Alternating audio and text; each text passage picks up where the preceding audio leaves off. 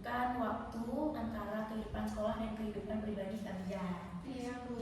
Baiklah, untuk memulai sesi kita pada hari ini, mari sama-sama kita terlebih dahulu berdoa. Berdoa kita mulai. Bismillahirrahmanirrahim. Rabbi shrah li sadri wa yassir li amri wahlul 'uqdatam min lisani yafqahu qawli. Allahumma ighfir lana min ladunka rahmah wa hayyi lana min amrina rasyada. Ya Allah, mudahkanlah sesi konseling kami pada hari ini. Sesungguhnya hanya kepadamu kami minta dan meminta pertolongan. Amin. Baiklah, sebelumnya Ibu memberitahukan kalian kalau misalnya kita semua berkumpul di sini karena memiliki permasalahan yang sama. Kalian kesusahan dalam menyeimbangkan antara waktu sekolah dengan kehidupan pribadi kalian. Jadi sebelum kita mulai, Ibu mau anak-anak Ibu memperkenalkan diri dulu dan setelah memperkenalkan diri dan menjelaskan kegiatan apa yang anak-anak sukai di luar waktu sekolah atau yang biasa anak-anak lakukan. Oke, kita mulai dulu dari ujung sana. Ada siapa namanya? Perkenalkan, nama saya Rahma Sabita. Nama saya Putri Dwi Adinda, dipanggil Bunda. Nama saya Hakimah. Nama saya Syahna Dewa Fajar Stompul, dipanggil Nadia. Nama saya Firdaini. Saya Putro. Oke, baik.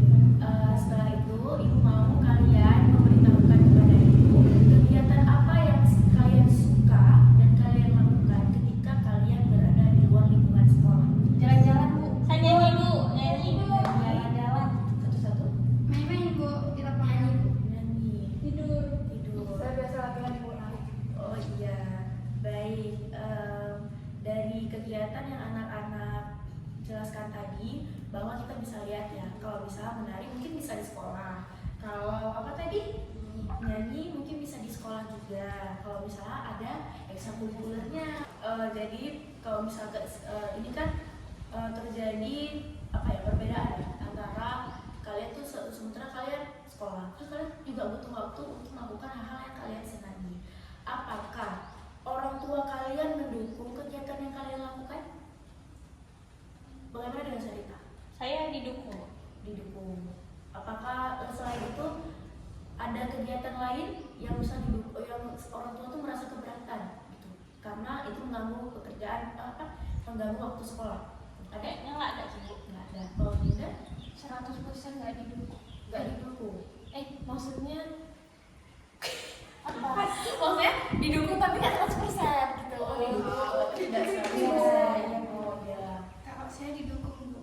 Oh, Pak Putro? Saya kurang didukung. Kurang didukung.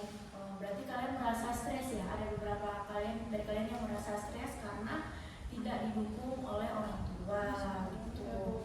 Nah, jadi sekarang kita nih untuk menyelesaikan permasalahan ini, bagi dulu dua kelompok. Ibu mau kalian bagi dua kelompok, tiga orang. Kalian diskusikan isi diskusinya itu apa tantangan terbesar yang kalian hadapi dalam menyeimbangkan antara kehidupan sekolah dan pribadi kalian. Terus yang kedua, strategi apa yang menurut kalian efektif nih? Yang menurut kalian itu, oh ini bisa nih, orang tua aku tuh bakal dukung kalau misalnya aku gini. Tuh. Kan setiap orang tuh punya strategi masing-masing ya. Terus bagaimana kalian komunikasi dengan orang tua terkait kegiatan yang mau kalian lakukan tapi kalian nggak didukung? Gitu. Kalian diskusikan, ini Ibu bagikan kertas ya. Kalian tulis di kertas ini apa yang kalian rasakan. Masing-masing satu kelompok. Oke. Ini Sarita bisa pindah ke sini. Pulpennya nggak ada. Pulpennya nggak ada ya. Tantangan, strategi, dan cara berkomunikasi. Baik, diskusinya sudah selesai ya, sudah kita pelajari. Tadi Ibu lupa menyampaikan bahwa Ibu hanya memberikan waktu sekitar 15 menit untuk membahas masing-masing poin. Maaf ya anak-anak semua. Baik, untuk kelompok mana dulu nih yang mau? Oke, coba sebutkan tantangan terbesar apa yang kalian hadapi dalam menyeimbangkan antara waktu sekolah dan kehidupan pribadi. Jadi, Bu, setelah kami diskusikan tantangan terbesar itu hanya waktunya itu terbatas, Bu. Karena kan kegiatan kita di sekolah itu sampai siang. Jadi kegiatan di luar sekolah kalau dilanjut itu biasanya bisa jadi bisa. Gimana bilangnya, Kak? Capek gitu.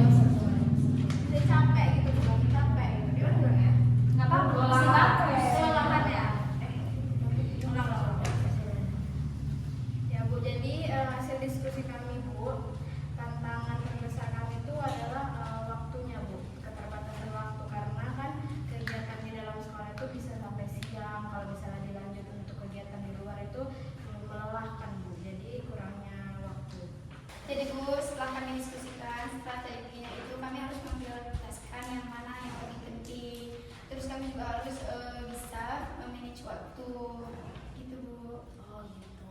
Berarti tadi ini tantangannya apa? Lelah. Bisa Prioritaskan. Bagaimana dengan cara berkomunikasi dengan orang tua?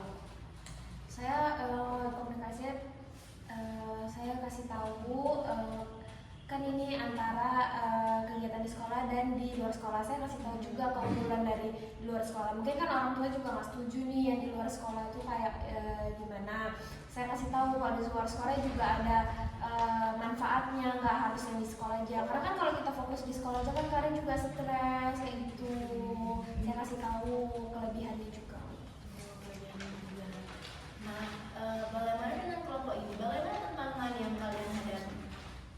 Kalau tantangan yang hasil diskusi kami itu lalai karena keasikan sama aktivitas di luar sekolah, jadi kayak tugas-tugas sekolah itu kurang, kadang lupa ngerjain Bu, karena kan sekolah sampai siang, terus aktivitasnya sampai sore, jadi malamnya tidur Bu, rumahnya ada PR. Intinya lelah dan kelelahan ya, tadi kalau untuk tantangannya ya. Strateginya bagaimana? Bu, sama strateginya itu kita harus paham dari sudut pandang orang tua juga. Ada orang tua melarang itu mungkin karena kekhawatirannya. Ya, orang tua mengeluarkan kekhawatiran ya. Iya Bu. Dan terus bagaimana dengan tantangannya? Tadi kan strateginya itu kita juga harus paham ya. Iya Bu. Dengan berarti strateginya memahami gitu. Jadi kalau misalnya menurut Sarita, bagaimana cara mengkomunikasikannya dengan orang tua? Kita gunakan bahasa, misal bahasa yang sopan sih, misal sama orang tua kita, dan juga kita sampaikan di waktu yang tepat. Jangan orang tua kita sibuk, kita kan nggak bisa tuh, misal nggak masuk lah, misal kita ngomong sama ibu, ayah sama orang tua kita tuh, kalau misalnya orang tua ini kan orang tuh kayak nggak terlalu mendengar ya. Jadi cari waktu atau timing yang pas ya untuk komunikasinya.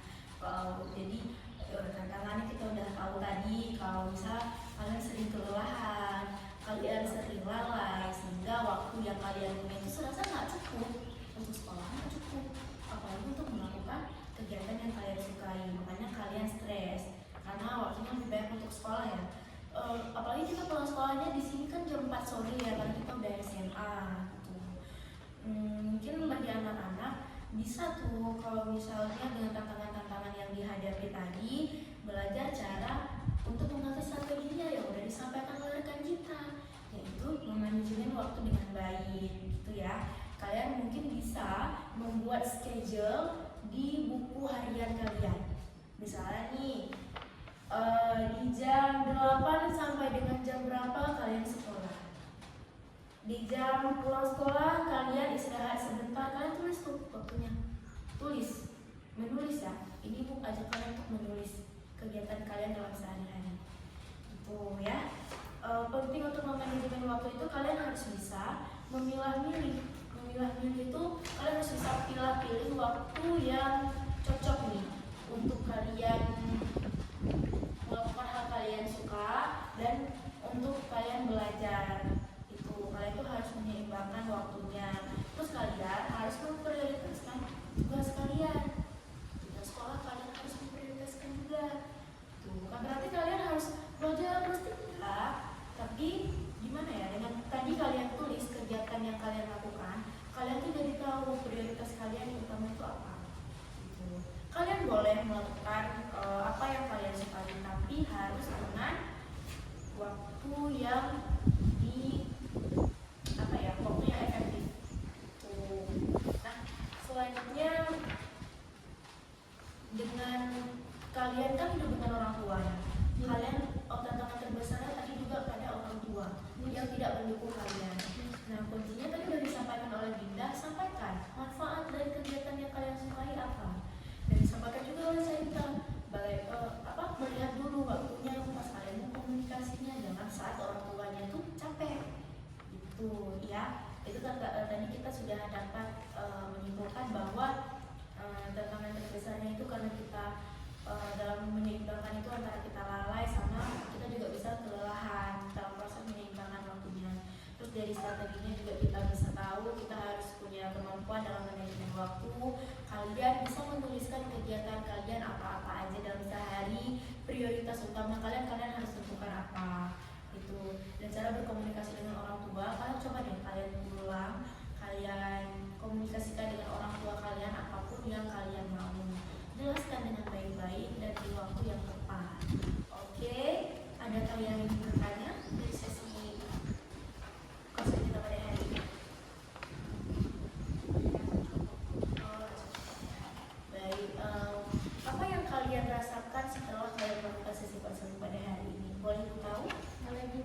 Boleh Mbak Ibu, Dinda? Kalau saya Bu, jadi saya bisa tahu cara mengatasinya nanti bagaimana. Kalau misalnya saya kayak misalnya tentang waktu, saya juga tahu harus melakukan yang mana dulu, mana yang harus dikerjakan, dan saya juga jadi tahu cara mengkomunikasikannya dengan orang tua. Baik, terima kasih Mbak Dinda. Tepuk tangan dong untuk Dinda. Baik, untuk kertasnya Ibu boleh minta nggak? Biar kita jadi bahan acuan nih untuk kedepannya. Oke, terima kasih anak-anak semua.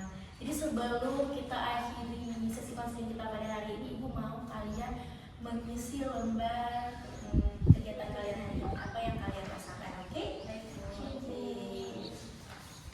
Ini silakan diisi. Silakan diisi. Nah, silakan diisi. Baik, Ibu beri waktu kalian 10 menit ya untuk mengisi lembar kepuasannya. Oke, jika silakan dikumpulkan. Baik, silakan. Udah habis ya waktu 10 menit. Sampai kalian kumpulkan dulu. Ya, jangan lupa berbeda. Terima kasih ya, Nak. Oke, terima kasih. Setelah kita melakukan diskusi pada hari ini, Ibu harap kalian semua dapat menemukan solusi dari permasalahan kalian. Dan Ibu harap kalian semua bisa menjadi orang yang lebih baik ke depannya. Amin. Kita pada sesi kosong kita pada hari ini, jika kalian membutuhkan, misalnya kalian sudah menerapkan apa yang kita bicarakan pada hari ini, namun kalian tetap mendapatkan permasalahan yang sama, kalian bisa kembali lagi ke ruang BK atau kalian bisa menghubungi Ibu secara pribadi untuk melakukan perjanjian, melakukan sesi konseling tahap selanjutnya. Itu baik individual maupun kalian mau berdatang dengan cara sama-sama. Terima kasih Ibu ucapkan kepada kalian semua. Mari kita akhiri sesi konseling kita ini dengan membaca doa dan berdoa sesuai dengan keinginan masing-masing apa yang ingin disampaikan, dan jangan lupa mengucapkan alhamdulillah sebanyak 3 kali. Berdoa dimulai. Ucapkan terima kasih kepada Allah. Baik, kita ucapkan alhamdulillah, alhamdulillah, alhamdulillah, amin ya rabbal alamin. Terima kasih kepada anak-anak semua. Ibu akhiri, assalamualaikum warahmatullahi wabarakatuh. Waalaikumsalam warahmatullahi wabarakatuh. Terima kasih Bu.